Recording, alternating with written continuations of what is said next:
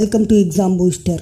दोस्तों, आज के इस वीडियो में हम मौर्य साम्राज्य से रिलेटेड टॉप 50 क्वेश्चंस के बारे में पढ़ने वाले हैं, जो कि आपकी आने वाली किसी भी परीक्षा के दृष्टिकोण से इम्पॉर्टेंट है। आज के इस वीडियो में बहुत ही बढ़िया अच्छे लेवल के क्वेश्चंस का सिलेक्शन किया गया है और मैं अपने प्रत्येक वीडियो में इसी तरह टॉपिक वाइज चुनिंदा प्रश्नों का संकलन करके आप सभी के समक्ष पेश करता हूं। तो जिन लोगों ने अभी तक चैनल को सब्सक्राइब नहीं किया है वो कर लें, बगल में बनने वाले बेल आइकन को दबा दें ताकि मेरे द्वारा डाले गए सभी इम्पोर्टेंट वीडियोस का नोटिफिकेशन सबसे पहले आप तक पहुंचे। आइए शुरू करते हैं। तो यहाँ पर पहला प्रश्न है, प्रथम भारतीय साम्राज्य स्थापित किया गया था। यहाँ पर आपको बताना है प्रथम भारतीय साम्राज्य किसके द्वारा स्थापित किया गया था। कनिष्क, हर्षवर्धन, चंद्रगुप्त मौर्य या समुद्रगुप्त। इस प्रश्न का करेक्ट आंसर है option number C, Chandragupta. Chandragupta Maurya के द्वारा नंद वंश के अंतिम शासक धनानंद को पराजित करके पहली बार भारतीय साम्राज्य की स्थापना की गई थी और ये स्थापना 322 ईसा पूर्व की गई थी। नेक्स्ट, जिसके ग्रंथ में चंद्रगुप्त मौर्य का विशिष्ट रूप से वर्णन हुआ है वह कौन है। यहाँ पर बेसिकली आपको उस राइटर का नाम बताना है जिसके ग्रंथ में चंद्रगुप्त मौर्य की प्रशस्तियों और उनके द्वारा किए गए कार्यों का उल्लेख है। तो दोस्तों, उस ग्रंथ का नाम है मुद्रा राक्षस और जैसा कि आप सभी जानते हैं मुद्रा राक्षस के राइटर विशाख दत्त हैं। अच्छा, पिछले वर्ष एक वीडियो की परीक्षा हुई थी विलेज डेवलपमेंट ऑफिसर की, तो वहाँ पर ये पूछा गया था कि मुद्रा राक्षस जो कि विशाख दत्त द्वारा लिखी पुस्तक है, ये बेसिकली किस शासक पर आधारित है। यानी ये जो नाटक है मुद्रा राक्षस, इसका मुख्य नायक कौन है। तो इसका जो मुख्य नायक है वो स्वयं चंद्रगुप्त मौर्य है, आप लोग याद रखिएगा। नेक्स्ट, सेंड्रोकोट्स के रूप में चंद्रगुप्त मौर्य की पहचान किसने की थी। William Jones, Winston Smith, R K. Mukherjee या विपिन चंद्र। करेक्ट आंसर है option number A, William Jones. Chandragupta Maurya को सेंड्रोकोट्स और एंड्रोकोट्स के रूप में भी जाना जाता है। तो सेंड्रोकोट्स के रूप में विलियम जोन्स ने इनकी पहचान की थी, जबकि एंड्रियो और प्लूकार्ट ने इन्हें एंड्रोकोट्स के रूप में पहचान दी थी। तो दोनों को आप याद रखिएगा। नेक्स्ट, चाणक्य अपने बचपन में किस नाम से जाने जाते थे। दोस्तों, चाणक्य के 3 नाम थे। पहला तो स्वयं ये चाणक्य, तो चाणक्य नाम इनको इनके पिता चाणक्य ने दिया था। इनका बचपन का नाम विष्णुगुप्त है जो कि ऑप्शन नंबर बी में है। तो बचपन में इन्हें विष्णुगुप्त नाम से जाना जाता था और इनका एक तीसरा अन्य नाम भी है जो कि हम कौटिल्य के नाम से जानते हैं। ओके, तो याद रखिए चाणक्य के 3 नाम, चाणक्य, कौटिल्य और विष्णुगुप्त, जिसमें से विष्णुगुप्त इनके बचपन का नाम है। नेक्स्ट, कौटिल्य का अर्थशास्त्र है एक। यहाँ पर आपको बताना है कौटिल्य का अर्थशास्त्र जो कि एक पुस्तक है वो क्या है। चंद्रगुप्त मौर्य का इतिहास है, आर्थिक पुस्तक है, धार्मिक पुस्तक है या शासन के सिद्धांतों की पुस्तक है। तो करेक्ट आंसर होगा ऑप्शन नंबर डी, शासन के सिद्धांतों की पुस्तक। कौटिल्य द्वारा रचित जो अर्थशास्त्र पुस्तक है ये बेसिकली राजनीति पर आधारित है। लोग अर्थशास्त्र नाम सुनकर विचलित हो जाते हैं, सोचते हैं कि हाँ हो सकता है ये धन से रिलेटेड हो, बट आप लोग याद कर लीजिए कौटिल्य द्वारा रचित अर्थशास्त्र पुस्तक राजनीति पर आधारित है। और पिछले दिनों किसी एग्जाम में पूछा गया था कि राज्य के सप्तांग सिद्धांत का वर्णन किस पुस्तक में किया गया है। तो राज्य के सप्तांग सिद्धांतों का वर्णन भी इसी कौटिल्य की अर्थशास्त्र में किया गया है। ठीक है, अगला और इम्पोर्टेंट क्वेश्चन है, निम्न में से किसकी तुलना मैकियावेली के प्रिंस से की जाती है। कालिदास का मालविकाग्निमित्रम, कौटिल्य का अर्थशास्त्र, वात्स्यायन का कामसूत्र या पाणिनि का अष्टाध्यायी। करेक्ट आंसर है ऑप्शन नंबर बी, कौटिल्य का अर्थशास्त्र। दोस्तों, जिस तरह भारत में कौटिल्य ने राजनीति पर आधारित अर्थशास्त्र पुस्तक लिखी है, ठीक उसी तरह यूरोप में मैकियावेली ने राजनीति पर ही आधारित प्रिंस नाम की पुस्तक लिखी है और उसी के कारण कौटिल्य को भारत का मैकियावेली भी कहा जाता है। ठीक है, तो यहाँ पर option number B is correct. Next, किसके शासनकाल में डाइमेकस भारत आया था? सबसे पहले तो ये जान लीजिए, डाइमेकस सीरिया देश से आया था और ये सम्राट बिंदुसार के शासनकाल में आया था। अच्छा, बिंदुसार कौन है? तो ये चंद्रगुप्त मौर्य के बेटे हैं। नेक्स्ट, मालवा, गुजरात, महाराष्ट्र को किस शासक ने पहली बार जीता था? हर्षवर्धन, बिंदुसार, चंद्रगुप्त या अशोक? करेक्ट आंसर है option number C, Chandragupta. Chandragupta Maurya ने धनानंद को हराकर जब स्वतंत्र साम्राज्य भारत में स्थापित किया तो उसने अपनी सीमाओं को बढ़ाना स्टार्ट किया। अगला प्रश्न है, वह अभिलेख कौन सा है जिससे यह प्रमाणित होता है कि चंद्रगुप्त का प्रभाव पश्चिम भारत तक था? कलिंग अभिलेख, अशोक का गिरनार अभिलेख, रुद्रदामन का जूनागढ़ अभिलेख या अशोक का टोपरा अभिलेख? करेक्ट आंसर है ऑप्शन नंबर सी, रुद्रदामन का जूनागढ़ अभिलेख। जो रुद्रदामन का जूनागढ़ अभिलेख है, इसके थ्रू इतिहासकारों को पता चलता है कि चंद्रगुप्त मौर्य ने अपने राज्य की सीमाएं पश्चिम भारत तक फैला दी थी। ये जो पंजाब, राजस्थान और गुजरात के क्षेत्र आप देख रहे हैं, इन्हें चंद्रगुप्त मौर्य ने जीत लिया था। ओके, नेक्स्ट, सेल्यूकस, जिसको अलेक्जेंडर द्वारा सिंध व अफगानिस्तान का प्रशासक नियुक्त किया गया था, उसे किस भारतीय राजा ने हराया था? आप सभी को पता होगा। इसका करेक्ट आंसर है option number D, Chandragupta Maurya. तो सेल्यूकस निकेटर को हराने के बाद उसने उसकी बेटी से शादी कर लिया था और दहेज में अफगानिस्तान और सिंध प्रांत ये सब ले लिए थे। ठीक है, नेक्स्ट, भारत का प्रथम अस्पताल एवं औषधि बाग का निर्माण किसने करवाया था? ये मोस्ट इंपॉर्टेंट क्वेश्चन है, इसको याद कर लीजिए। तो भारत का जो प्रथम अस्पताल और औषधि बाग था उसको सम्राट अशोक ने निर्माण करवाया था, यानी option number A is correct. अगला और इम्पॉर्टेंट क्वेश्चन है, अशोक ने बौद्ध होते हुए भी हिंदू धर्म में आस्था नहीं छोड़ी, इसका क्या प्रमाण है? तीर्थ यात्रा, मोक्ष में विश्वास, देव नाम प्रिय की उपाधि या हिंदू मंदिरों का निर्माण? करेक्ट आंसर है ऑप्शन नंबर सी, देव नाम प्रिय की उपाधि। इनको कई जगह पर प्रियदर्शी भी लिखा हुआ आपने देखा होगा। तो देव नाम प्रिय उसे कहते हैं जो देवों को प्रिय हो। और जैसा कि आप जानते हैं, देवी और देवता यानी देव ये हिंदू धर्म में माने जाते हैं। तो इसी से ये प्रमाण मिलता है कि अशोक ने बौद्ध धर्म जरूर ग्रहण कर लिया था, पर हिंदू धर्म के प्रति भी उनकी आस्था थी। नेक्स्ट, अशोक के शासनकाल में तृतीय बौद्ध संगीति किस नगर में आयोजित की गई थी? आपके ऑप्शन है राजगृह, वैशाली, पाटलिपुत्र या कुंडलग्राम, कश्मीर। करेक्ट आंसर है ऑप्शन नंबर सी, पाटलिपुत्र।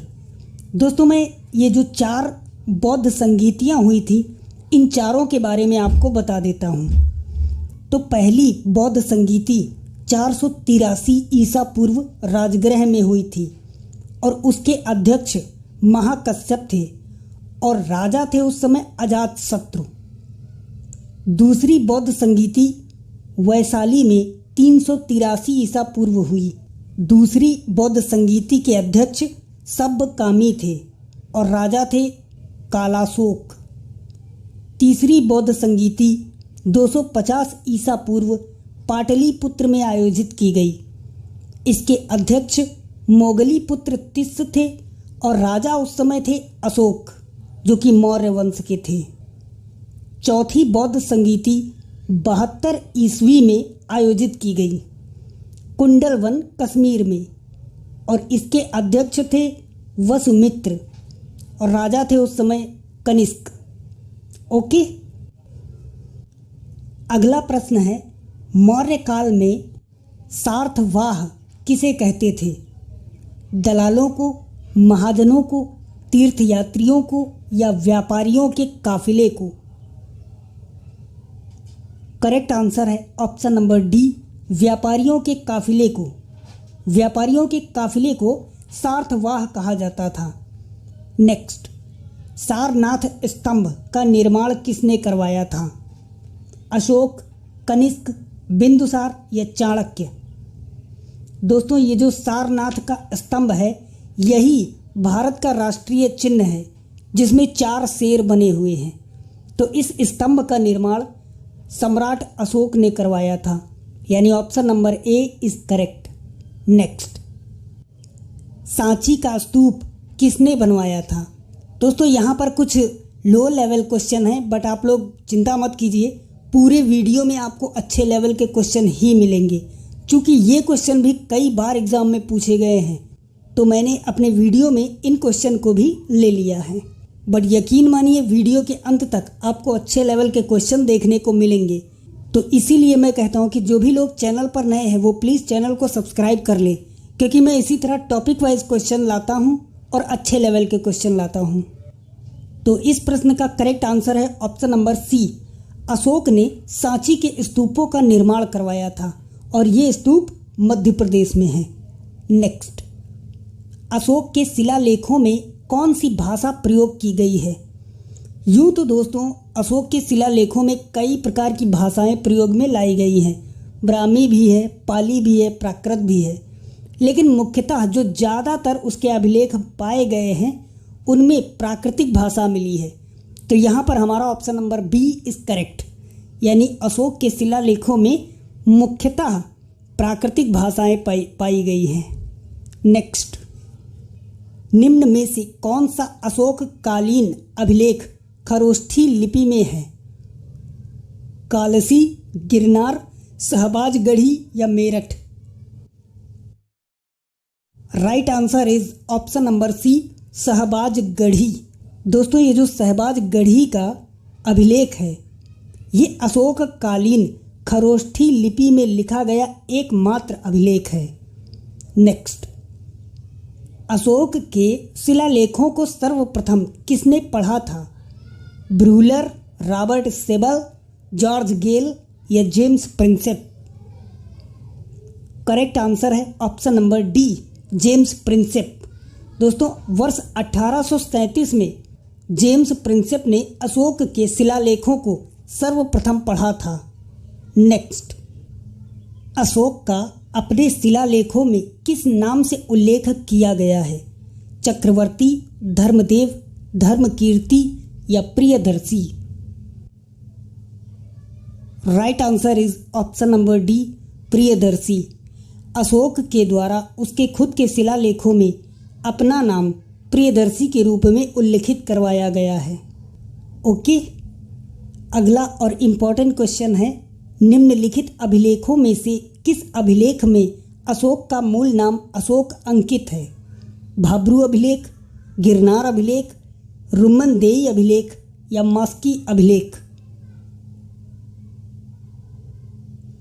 करेक्ट आंसर है ऑप्शन नंबर डी, मास्की अभिलेख। दोस्तों, मास्की के साथ साथ गुर्जरा अभिलेख में भी अशोक का मूल नाम अशोक लिखा हुआ है। तो ये 2 अभिलेख हैं, गुर्जरा अभिलेख आंध्र प्रदेश में है और मास्की अभिलेख मध्य प्रदेश में है। इन दोनों अभिलेखों में अशोक का नाम अशोक ही अंकित किया गया है। नेक्स्ट, अशोक का रुमनदेई स्तंभ अभिलेख किससे संबंधित है? बुद्ध के जन्म से, बुद्ध के ज्ञान प्राप्ति से, बुद्ध के प्रथम उपदेश से या बुद्ध द्वारा शरीर त्याग की घटना से? करेक्ट आंसर है ऑप्शन नंबर ए, बुद्ध के जन्म से। बुद्ध के जन्म से ही ये जो अशोक का रुमनदेई स्तंभ है, अभिलेख है, ये संबंधित है। इसमें बुद्ध के जन्म के बारे में सभी बातें लिखी हुई हैं। अगला इम्पॉर्टेंट क्वेश्चन है, वह कौन सा स्तंभ लेख है जिसमें अशोक ने स्वयं को मगध का सम्राट बताया है? दोस्तों, अगर क्वेश्चन आपको अच्छे लेवल के लग रहे हैं और आपको लगता है कि एग्ज़ाम में इसी तरह के क्वेश्चन पूछे जाते हैं तो चैनल को अभी सब्सक्राइब करें और वीडियो को लाइक ज़रूर कीजिएगा। क्या है कि आपके लाइक करने से हमें हौसला मिलता है। ओके, तो इस प्रश्न का करेक्ट आंसर है ऑप्शन नंबर डी, भाब्रू स्तंभ लेख। भाब्रू स्तंभ लेख में अशोक ने स्वयं को मगध का सम्राट बताया है, यानी option number D is correct. Next, Kalinga विजय का वर्णन अशोक के किस शिलालेख में मिलता है? तो जैसा कि आप सभी जानते हैं, कलिंग विजय का वर्णन अशोक के सबसे बड़े और सबसे वृहद शिलालेख यानी 13वें शिलालेख में मिलता है।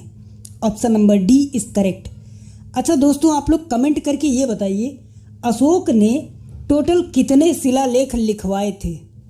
ठीक है, जिस तरह हम इस क्वेश्चन में देख रहे हैं, पहला शिलालेख, तीसरा शिलालेख, 10वां और 13वां, तो आप लोग ये कमेंट करके बताइए अशोक ने टोटल कितने शिलालेख गुदवाए थे या लिखवाए थे। ओके, अगला प्रश्न है, अशोक के किस शिलालेख से पशु बलि प्रथा पर रोक लगाने की जानकारी प्राप्त होती है? पहले शिलालेख से, 5वें से, 7वें से या 13वें से? करेक्ट आंसर है ऑप्शन नंबर ए। अशोक के पहले अभिलेख से पता चलता है कि पशु बलि प्रथा पर रोक लगाई गई थी अशोक के द्वारा। नेक्स्ट, मौर्य काल में टैक्स को छुपाने अर्थात टैक्स को चुराने वालों के लिए कौन से दंड की व्यवस्था थी? मृत्युदंड, कारावास, वनवास या अज्ञातवास? करेक्ट आंसर है ऑप्शन नंबर ए, मृत्युदंड। दोस्तों, ये भी क्वेश्चन आपके एग्जाम के पॉइंट ऑफ व्यू से इम्पॉर्टेंट हो सकता है, तो आप लोग याद रखिएगा, मौर्य साम्राज्य के अंतर्गत टैक्स छुपाने या चुराने वाले को मृत्युदंड दिया जाता था। नेक्स्ट, मेगस्थनीज ने भारतीय समाज को कितनी श्रेणियों में विभाजित किया है? 4, 7, 9 या 11? करेक्ट आंसर है ऑप्शन नंबर बी, 7। मेगस्थनीज ने भारतीय समाज को 7 श्रेणियों में विभाजित किया था। अच्छा, कौन कौन है ये 7 श्रेणियाँ? तो पहली में है दार्शनिक, दूसरी में कृषक है यानी किसान हैं, तीसरे में पशुपालक, चौथे में कारीगर, 5वें में योद्धा अर्थात सैनिक हैं, 6ठे में निरीक्षक हैं और 7वें में मंत्री लोग हैं। इन 7 श्रेणियों में मेगस्थनीज ने भारतीय समाज को विभाजित किया था। इंपॉर्टेंट क्वेश्चन है, याद रखिएगा। नेक्स्ट, निम्न में से किस स्रोत में लिखा है कि प्राचीन भारत में दासता नहीं थी? अर्थशास्त्र, मुद्रा राक्षस, इंडिका या अष्टाध्यायी? करेक्ट आंसर है ऑप्शन नंबर सी, मेगस्थनीज द्वारा लिखी गई इंडिका में ये पता चलता है कि प्राचीन भारत में दासता नहीं थी, जो कि एकदम गलत है, क्योंकि अन्य कोई भी बुक इस बुक का समर्थन नहीं करता। सभी बुक्स में लिखा हुआ है कि प्राचीन भारत में दासता थी, जबकि ये इंडिका एकमात्र ऐसी बुक है जिसमें लिखा हुआ है कि प्राचीन भारत में दासता नहीं थी। ओके, तो इम्पोर्टेंट है, इसको याद रखिएगा। नेक्स्ट, मौर्य काल में भाग एवं बलि क्या थे? सैन्य विभाग थे, राजस्व कर थे, धार्मिक अनुष्ठान थे या प्रशासनिक कार्य थे? करेक्ट आंसर है ऑप्शन नंबर बी, राजस्व कर। मौर्य काल में जो भाग और बलि थे ये राजस्व के एक प्रकार के कर थे। नेक्स्ट, मौर्य काल में भूमि कर को किस अधिकारी के द्वारा एकत्र किया जाता था? अग्रोनोमाई, शुल्काध्यक्ष, सीताध्यक्ष या अक्राध्यक्ष? राइट आंसर है ऑप्शन नंबर सी, सीताध्यक्ष।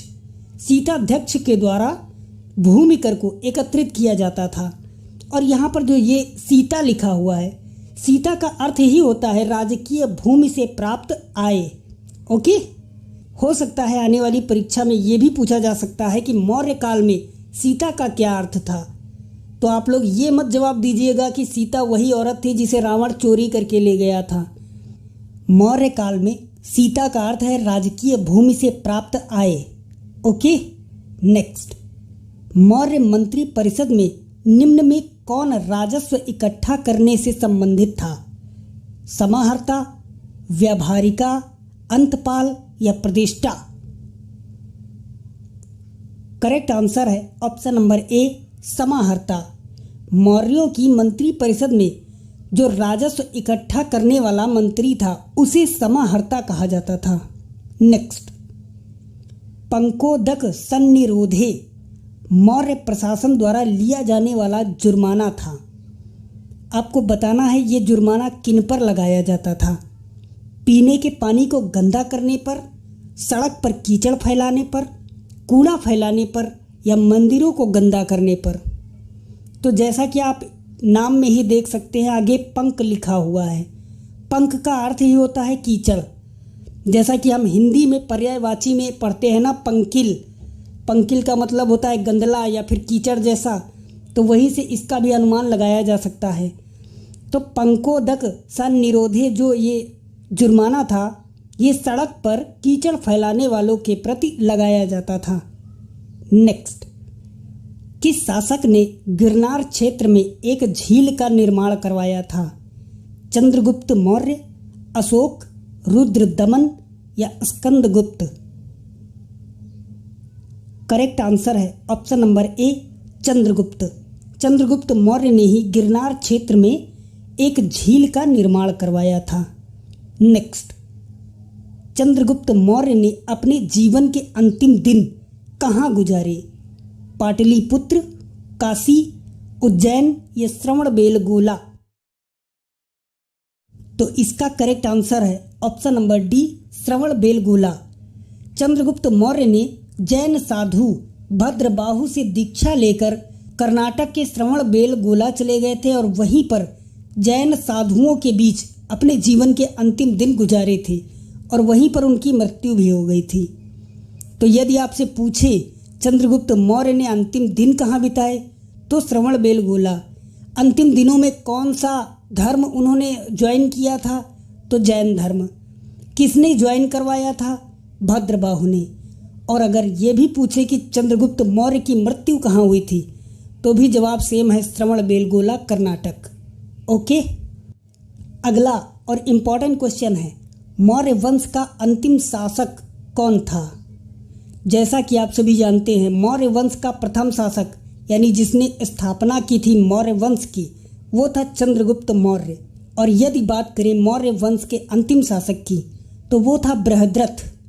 बृहद्रथ को इसी के सेनापति पुष्यमित्र शुंग ने मारकर शुंग वंश की स्थापना की थी।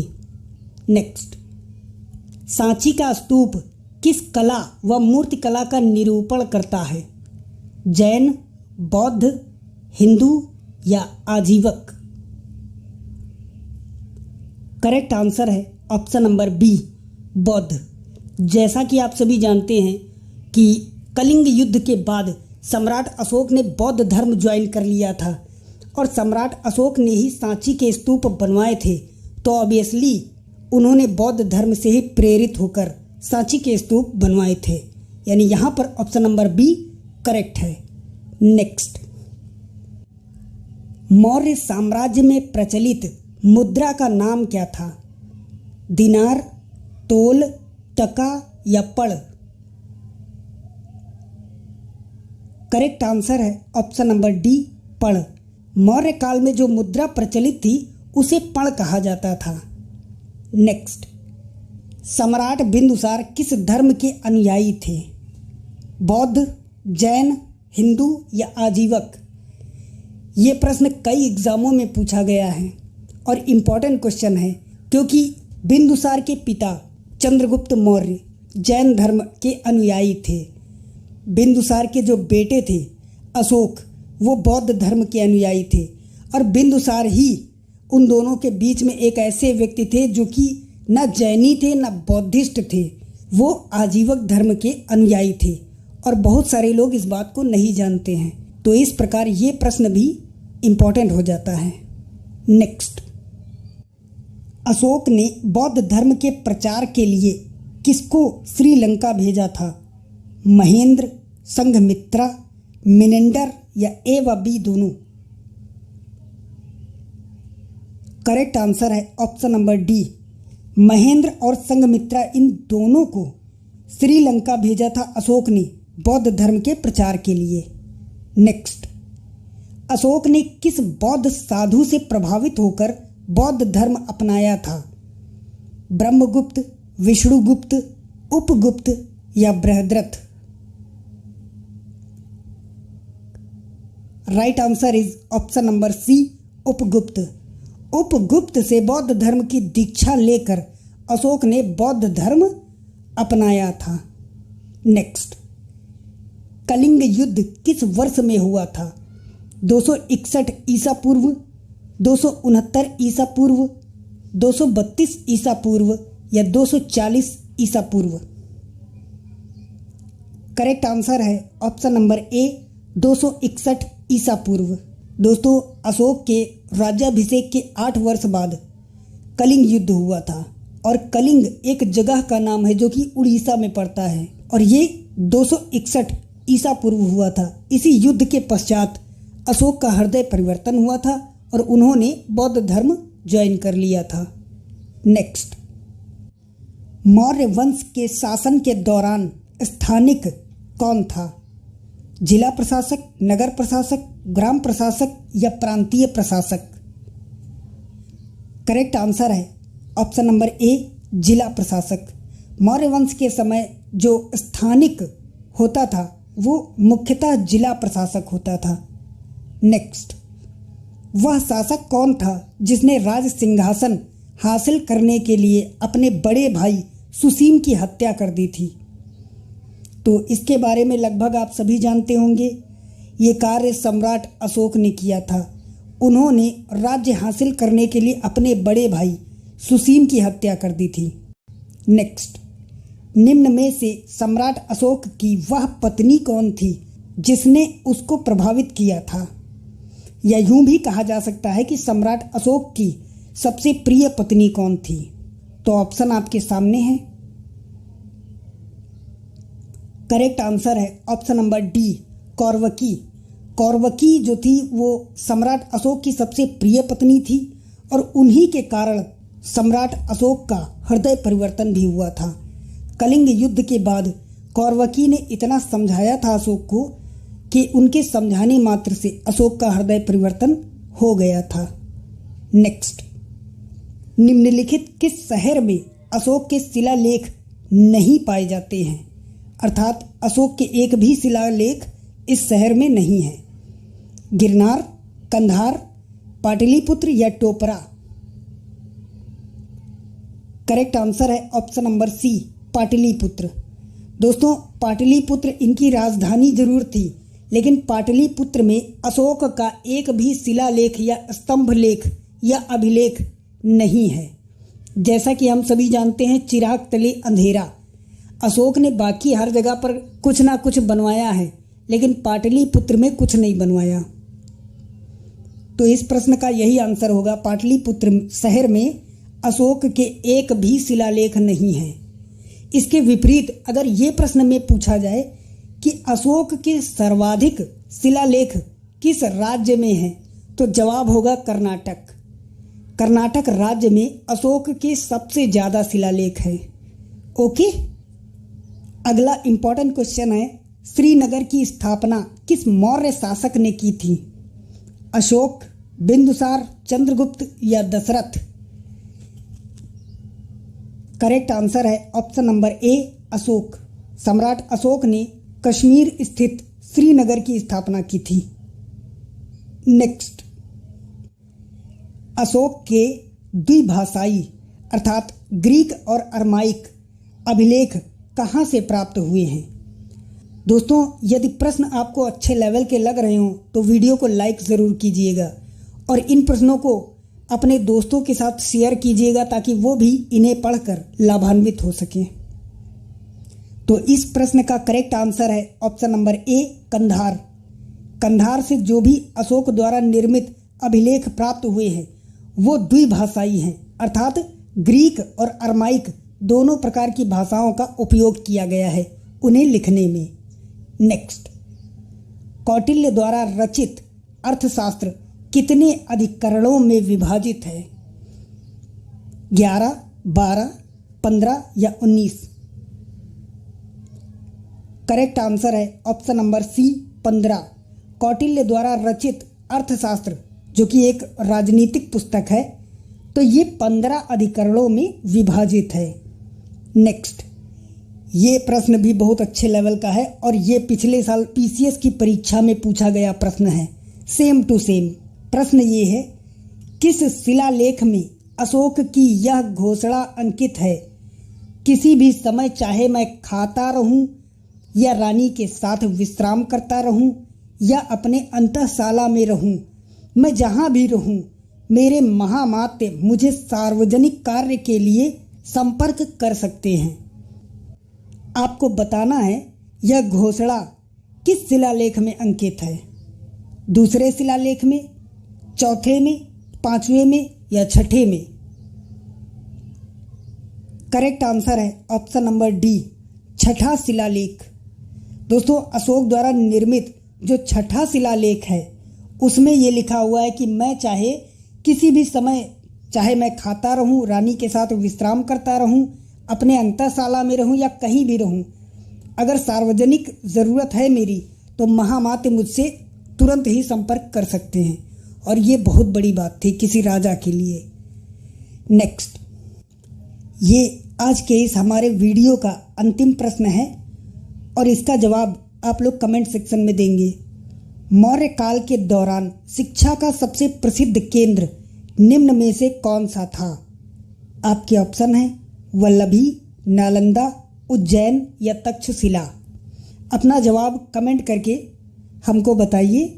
और जाने से पहले मैं इतना ज़रूर कहना चाहूँगा दोस्तों, यदि आपके आस पड़ोस में कोई भी व्यक्ति पानी की बर्बादी करता है, अर्थात पानी का मिसयूज़ करता है, तो प्लीज़ उसे समझाइए, उसे बताइए जल है तो कल है, सेव द वाटर का नारा दीजिए और मेरे साथ कहिए जय हिंद।